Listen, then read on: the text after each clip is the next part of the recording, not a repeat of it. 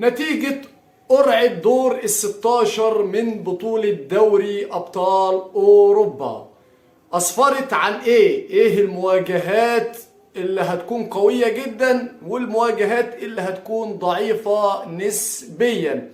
مين الفريق اللي ممكن يمر من كل مواجهة؟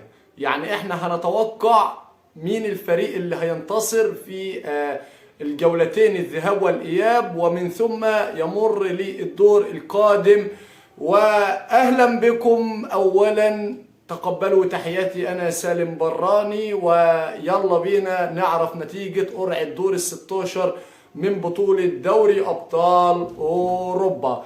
البداية هتكون مع لايبزيج ومانشستر سيتي، المواجهة اللي هتكون نسبيا سهلة للسيتي ولكن مش بالسهولة اللي هي تضمن انتصار مانشستر سيتي. المواجهة هتكون فيها برضو صعوبة بسيطة، لكن مانشستر سيتي سيمر من لايبزيج.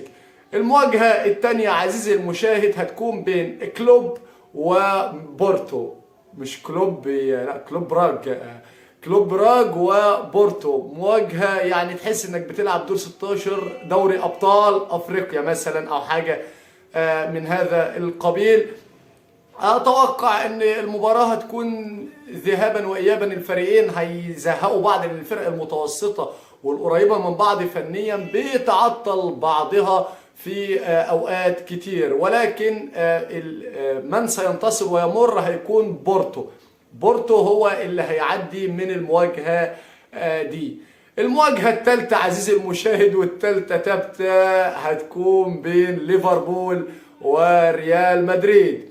فهل يثأر ليفربول لنفسه أم المسامح كريم يا مو؟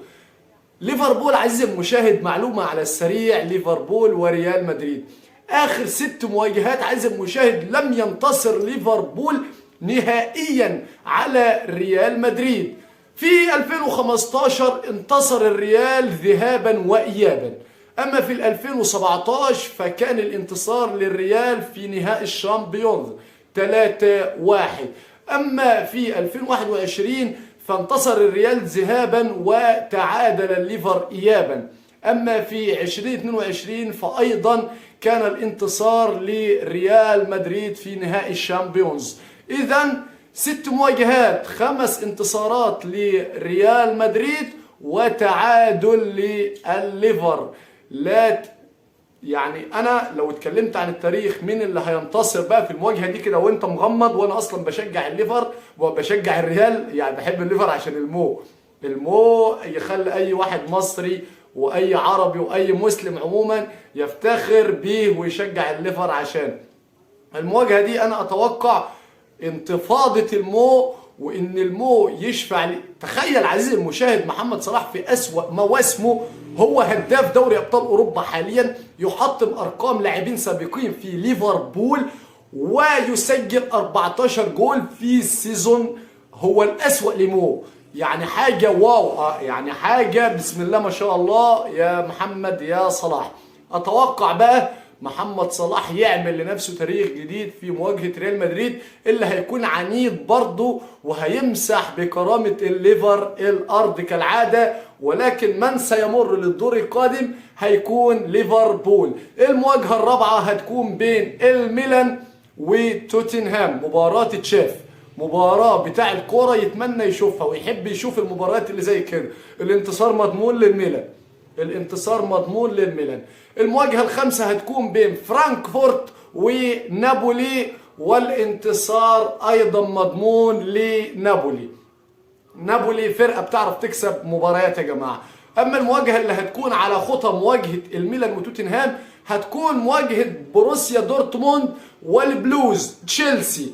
مواجهة هتكون عايز تشوفها، ما تعرفش مين اللي ممكن يكسب مين، ولكن انا بقول لك خدها من الكواليس، يعني زي ما انا بتوقع لك كل المباريات دي خدها من الكواليس من العبد لله. مرور بروسيا دورتموند والامواج الصفراء والبراكين والبي في بي وكل اللي انت عايز تقوله للدور القادم على حساب البلوز. اما المواجهة التالية فهتكون بين الانتر ميلان الثعابين وبورتو ابناء البرتغال.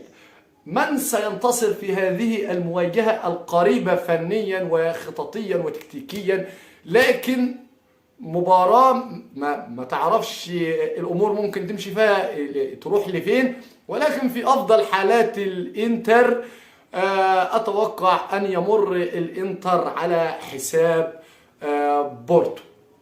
المواجهة الأخيرة عزيزي المشاهد ستجمع، وهي المواجهة الواو، أجمد مواجهة، يعني أجمد مواجهة ضربتها قرعة دور ال 16 من دوري أبطال أوروبا، هتجمع بين باريس سان جيرمان وبايرن ميونخ. جدير بالذكر عزيزي المشاهد إن آخر مواجهة لليونيل ميسي لاعب آخر مواجهة لليو قدام البايرن خسر 8-2. فهل يثأر الليو لنفسه مثلما قلت هل يثأر مو لنفسه ولليفربول؟